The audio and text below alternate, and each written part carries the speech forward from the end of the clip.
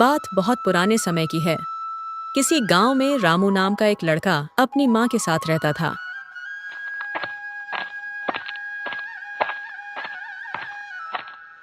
जब रामू 5 साल का था तो उसके पिता का देहांत हो गया। रामू के पिता किसान थे और उनके पास थोड़ी बहुत खेतीबाड़ी थी, जो रामू के पिता की बीमारी के समय रामू की माँ ने गांव के जमींदार के पास गिरवी रख दी थी। रुपया का रुपया लग गया और रामू के पिता भी न बच पाए। थोड़ी बहुत जो जमीन थी वह भी उनके हाथ से निकल गई। अब रामू की माँ रामू को पालने के लिए लोगों के घरों में बर्तन धोती थी। रामू जब थोड़ा बड़ा हुआ तो अपनी माँ को इस तरह लोगों के घरों में काम करते देखकर उसे बिल्कुल भी अच्छा नहीं लगता था। समय बीतता गया। एक दिन रामू ने अपनी माँ से कहा, माँ, अब तू लोगों के घरों में बर्तन नहीं धुलेगी। मैं जमींदार के घर नौकरी कर लूंगा, पर तुझे लोगों के घरों में काम नहीं करने दूंगा। रामू की माँ तो अपने बेटे के मुंह से ऐसे वचन सुनकर गदगद हो गई। रामू का नाम तो उसकी माँ ने कुछ और रखा था, पर उसके भोले स्वभाव के कारण सभी लोग उसे रामू ही कहने लगे। अब रामू उसी जमींदार के पास काम करने लगा जिसके पास उनकी जमीन गिरवी रखी हुई थी। रामू जी तोड़ मेहनत करता था और थोड़ा बहुत जो भी जमींदार के यहाँ से मिलता उसी में दोनों माँ बेटे की गुजर बसर होती थी। एक बार भगवान की करनी कुछ ऐसी हुई कि उस नगर के राजा ने सभी किसानों को थोड़ी थोड़ी जमीन दान में दी। अब रामू के हिस्से में भी एक खेत आ गया। रामू जमीन मिलने के बाद बहुत खुश हुआ। उसने अपनी माँ से कहा, माँ, अब हम किसी की गुलामी नहीं करेंगे, अपना उगाएंगे और अपना खाएंगे। माँ भी रामू की बात सुनकर बहुत खुश हुई, पर थोड़ी देर बाद ही चिंता में डूब गई। रामू ने जब अपनी माँ को चिंताग्रस्त देखा तो पूछा, क्या हुआ माँ, तू एकदम चुप क्यों हो गई? बेटा, तू खेती तो करेगा, पर तुझे तो यह भी नहीं पता कि खेती कैसे की जाती है। जब तू छोटा था तो तेरे पिता का देहांत हो गया और जब तू बड़ा हुआ तो जमींदार के घर नौकर बनकर रह गया। तूने कभी खेती होते देखी ही नहीं है। और बेटा, न तेरे पास हल बैल है जिससे तू अपने खेतों की जुताई कर सके। रामू थोड़ी देर सोच में पड़ा रहा, फिर बोला, अरे माँ, मैंने जमींदार के घर इतने दिनों तक काम किया है। क्या उसे इतनी भी शर्म नहीं आएगी कि वह मुझे हल और बैल दे दे? मैं कल ही जमींदार के घर जाऊंगा और 2 दिन के लिए उसका हल बैल मांग कर ले आऊंगा। देखना, वह मुझे मना नहीं कर पाएगा। माँ भी चुप हो गई। रामू अगले दिन जमींदार के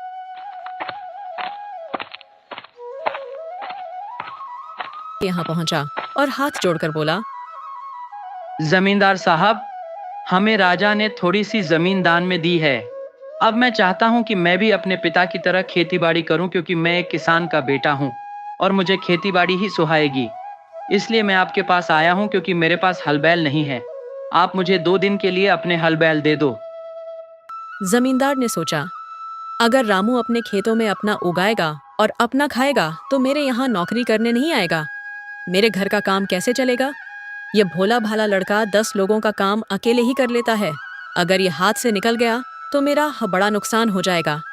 जमींदार मन में कुछ सोचने लगा और थोड़ी देर बाद रामू से बोला, रामू, मैं तुम्हारे लिए बहुत खुश हूं कि अब तुम अपना उगाओगे और अपना खाओगे। मेरी गुलामी भी तुम्हें अब नहीं करनी पड़ेगी। रही हल बैल की बात, तो तू सबसे अच्छे बैल ले जा। तुझे किसने मना किया है? पर तू 2 दिन बाद मेरे हल बैल लौटा देना। इससे ज्यादा दिन के लिए मैं तुझे अपने हल बैल नहीं दे पाऊंगा, क्योंकि हमें भी तो अपने खेत में बीज बोना है ना। उससे पहले खेतों में जुताई भी करनी होगी। इतना कहकर उसने अपनी पत्नी को आवाज लगाई और कहा, अरे भाग्यवान, सुनती हो क्या? खेतों में मूंगफली बोनी है कल, तो क्या तुमने मूंगफली भुनवा ली और कपड़ों की थैली बनवा ली क्या? यह सुनकर रामू का दिमाग घूमने लगा। उसने सोचा, तो अच्छा, मूंगफली भूनकर उगाई जाती हैं और वह भी कपड़े की थैली में बंद करके। अब रामू ने अपने मन में सोच लिया कि वह भी अपने खेतों में मूंगफली ही बोएगा। और वह भी जमींदार के बताए अनुसार भूनकर कपड़े की थैली में बांधकर। यह सोचता हुआ रामू हल बैल लेकर अपने घर की तरफ चल पड़ा। उसने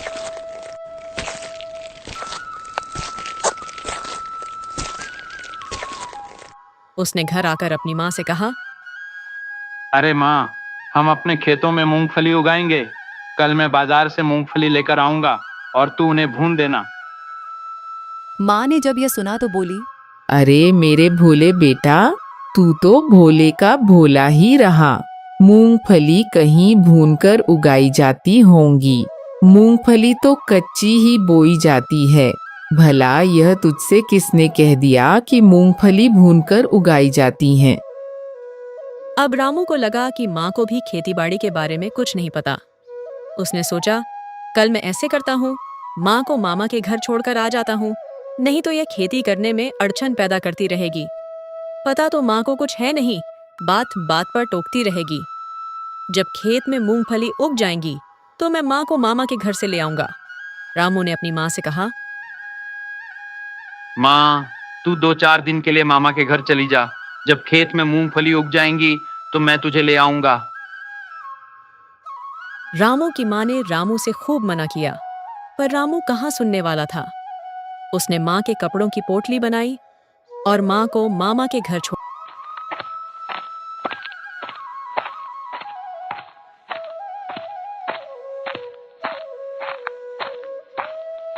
छोड़कर आ गया।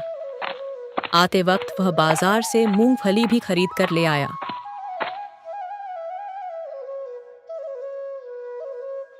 और सारी रात मूंगफली भूनता रहा।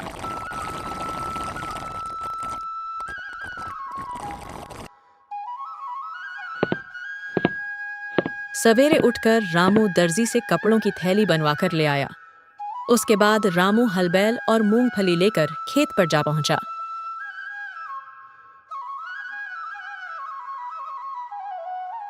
खेत की जुताई करने के बाद रामू ने थोड़ी थोड़ी दूरी पर गड्ढे बना दिए। इससे पहले रामू एक बार जमींदार के खेतों की तरफ चक्कर लगाकर आया। वह देखना चाहता था कि जमींदार के लोग किस तरह मूंगफली बो रहे हैं। जमींदार भी पूरा मक्कार आदमी था। उसने अपने नौकरों को निर्देश दिया कि अगर रामू हमारे खेत की तरफ आता है तो तुम उसे देखते ही मूंगफली की थैलियां गड्ढों में दबानी शुरू कर देना। उसके आदमियों ने ऐसा ही किया। रामू को पूरा विश्वास हो गया कि मूंगफली तो इसी तरह उगाई जाती हैं। सो रामू ने भी थोड़ी थोड़ी दूरी पर गड्ढे करके मूंगफली से भरी थैलियां गड्ढों में दबा दी और निश्चिंत होकर अपने घर आ गया। इधर जमींदार सुबह सुबह सबके उठने से पहले रामू के खेतों में जाता और 1-2 मूंगफली की पोटली निकालकर खूब मूंगफली खाता। रामू रोज अपने खेतों में जाता और देखता कि मूंगफली उगी या नहीं। अब मूंगफली उगने लायक होती तो उगती। रामू बहुत निराश हुआ। सौभाग्य से उन मूंगफलियों में एक दाना बिना भुना रह गया था, सो वही मूंगफली का दाना उग गया। जैसे ही रामू ने अपने खेत में मूंगफली का एक छोटा सा पौधा देखा तो खुशी के मारे उछल गया। आहा, एक ही सही, पर मेरे खेत में मूंगफली तो उगी। अब मैं इसकी खूब जी जान से सेवा करूंगा, तो देखना यह एक ही मूंगफली का पेड़ दम भर मूंगफली मुझे देगा। अब तो रामू अपनी माँ को भी मामा के घर से लिवा कर ले आया और माँ को भी खुश होकर बताया, माँ, मूंगफली की फसल खेतों में लहरा रही है। माँ भी यह जानकर बहुत खुश हुई। उसने रामू से कहा, रामू, मैं भी एक बार खेत पर जाना चाहती हूँ। पर रामू ने मना कर दिया। ना माँ, तू खेत पर नहीं जाएगी, तेरे पैर दुख जाएंगे। अब तो तू बस घर में बैठकर आराम कर। इधर अच्छी देखभाल के कारण वह मूंगफली का पौधा धीरे धीरे बड़ा हो रहा था। अब तो उस पर मूंगफली की फलियां भी आने लगी थीं। रामू को अब एक चिंता सताती रहती कि कोई पशु पक्षी आकर मेरी इन मूंगफलियों को न खा जाए। इसलिए रामू ने खेत पर ही एक मचान बना लिया और उसमें एक चारपाई डालकर रात दिन वहीं खेत पर रहने लगा। जब उसे भूख लगती तो वह आकर गांव से खाना ले जाता और वहीं बैठकर खाता। एक बार क्या हुआ कि एक साधु वहां से घूमते हुए गुजरे तो उन्होंने रामू से पानी मांगा। रामू ने साधु बाबा को बड़े आदर के साथ अपनी चारपाई पर बिठाया और जो भी रूखा सूखा रामू के पास था, साधु को उसने खाने के लिए दिया और पानी भी दिया। साधु बाबा उसके इस आदर भाव से बहुत खुश हुए।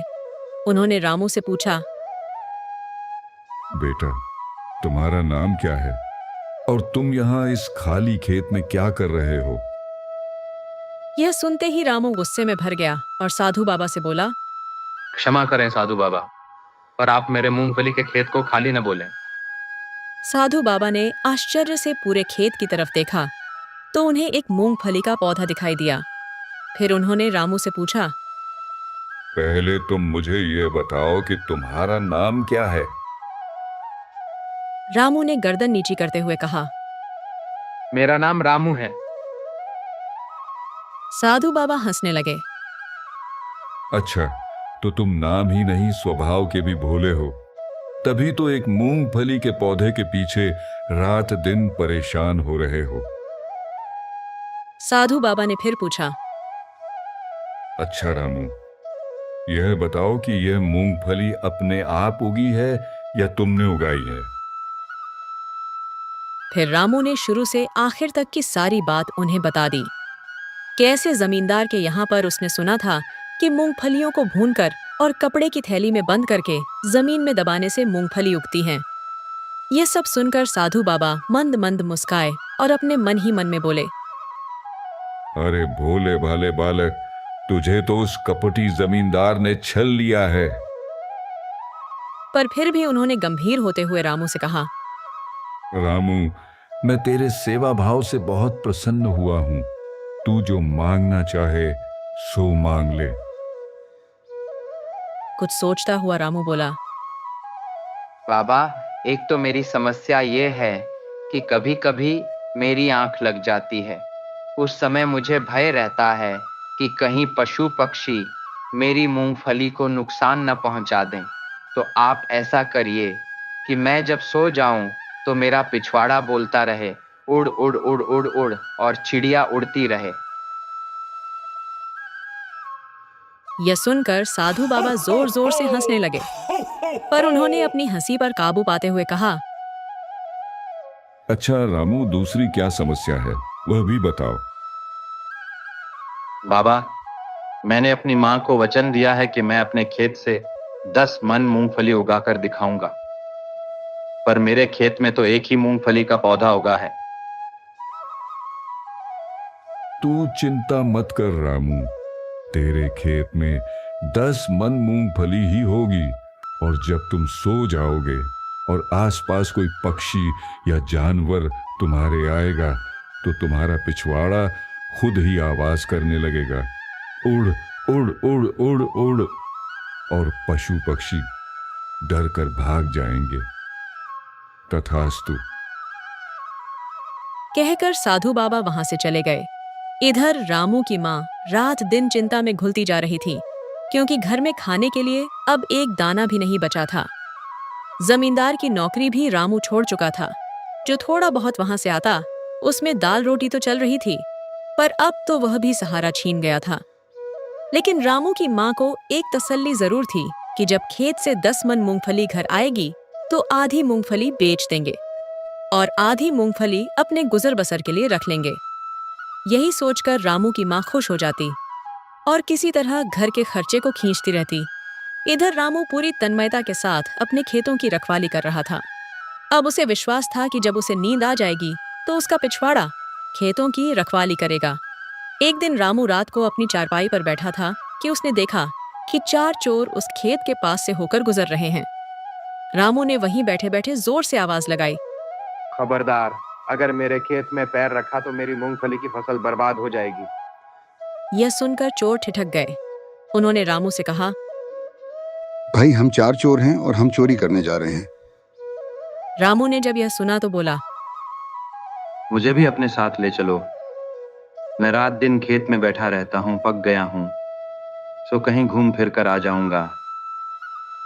रामू ने चारों तरफ नजर उठाई और देखा कि कोई पशु भी नजर नहीं आ रहा है, सो खेत सुरक्षित रहेगा। उसने चोरों से कहा, भाई मुझे भी साथ ले चलो, मैं यहाँ बैठा बैठा पक गया हूँ। चोर भी बहुत खुश हुए, उन्हें तो एक साथी और मिल गया। रामू के बारे में वे भी जानते थे कि रामू थोड़ा सा बुद्धू है। उन्होंने सोचा, अगर पकड़े गए तो इल्जाम रामू पर डाल देंगे। यही सोचकर वे भी उसे ले जाने के लिए तैयार हो गए।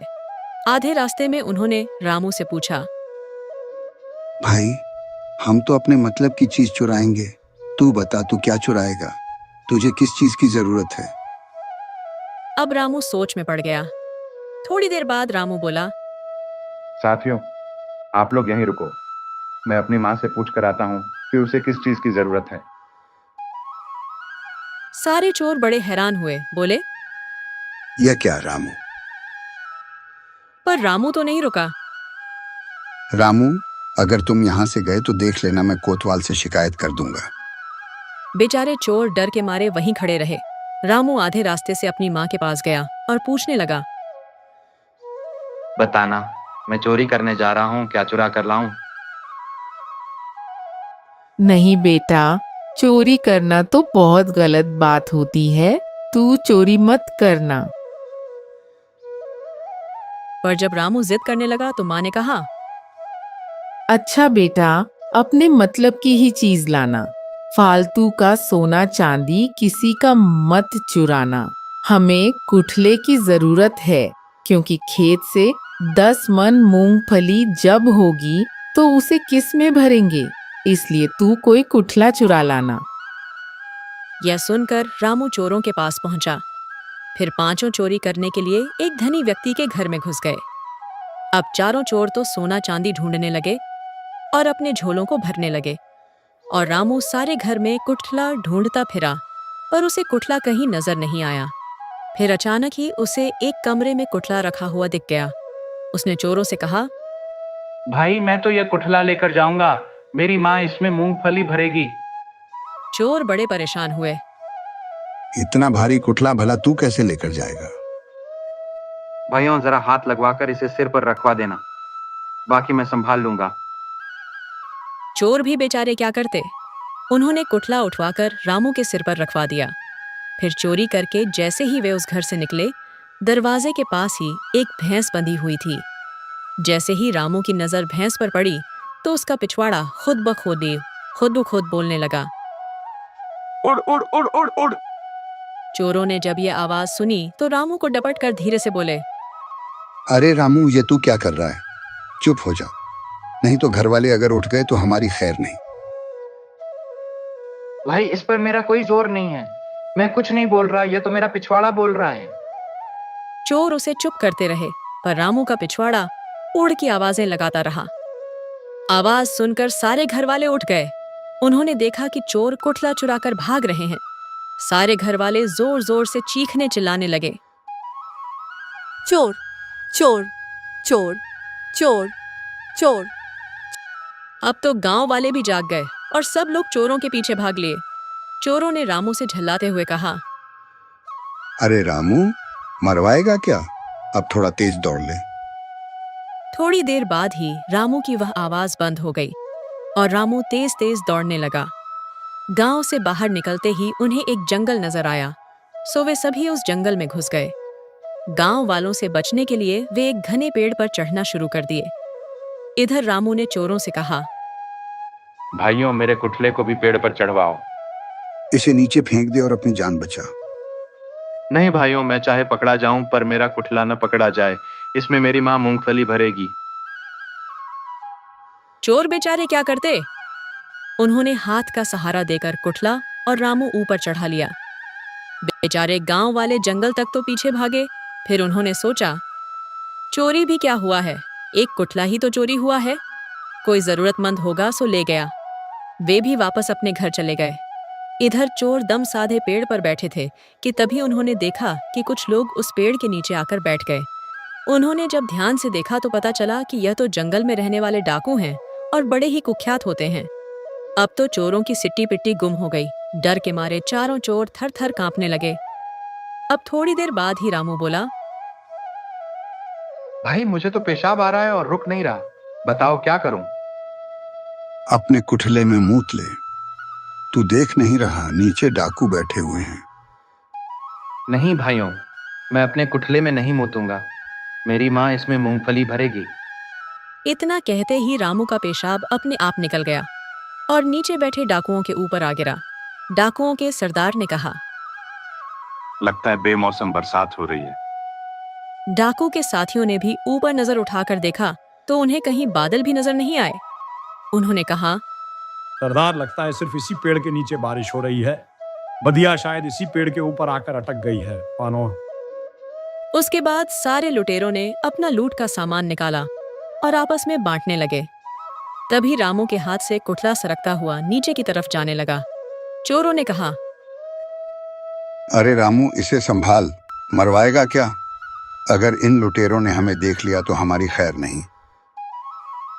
पर रामू के हाथ से कुठला न रुका और कुठला फिसलता हुआ उन लुटेरों के ऊपर जा गिरा।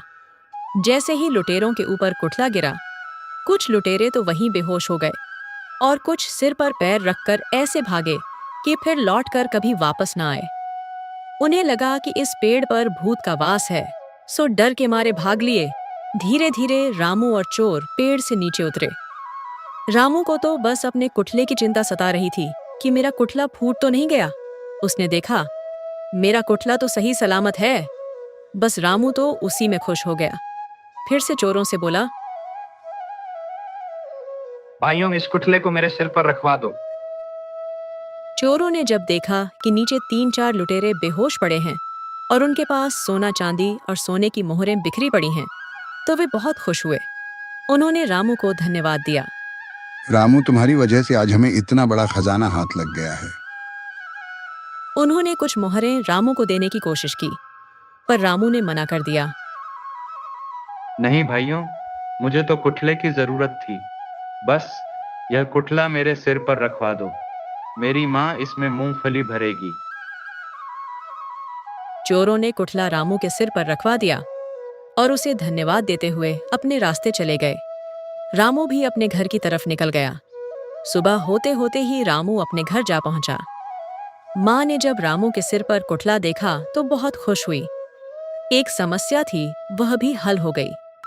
रामू कुठला रखकर खेत पर जा पहुंचा तो क्या देखता है, एक ही पौधे पर इतनी सारी मूंगफली की फलियां लगी हुई हैं कि सब लोग देखकर हैरान हो रहे थे कि एक पेड़ पर भला इतनी फलियां कैसे लग सकती हैं।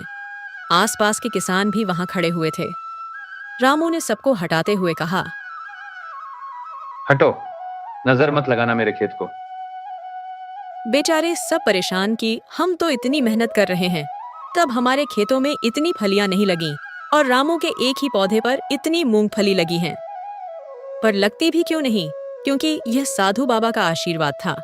रामू के खेत में 10 मन मूंगफली हुई। कुछ उसने बाजार में बेच दी और कुछ उसने अपने कुठले में भर ली। इस तरह से रामू के दिन बड़े अच्छे गुजरने लगे।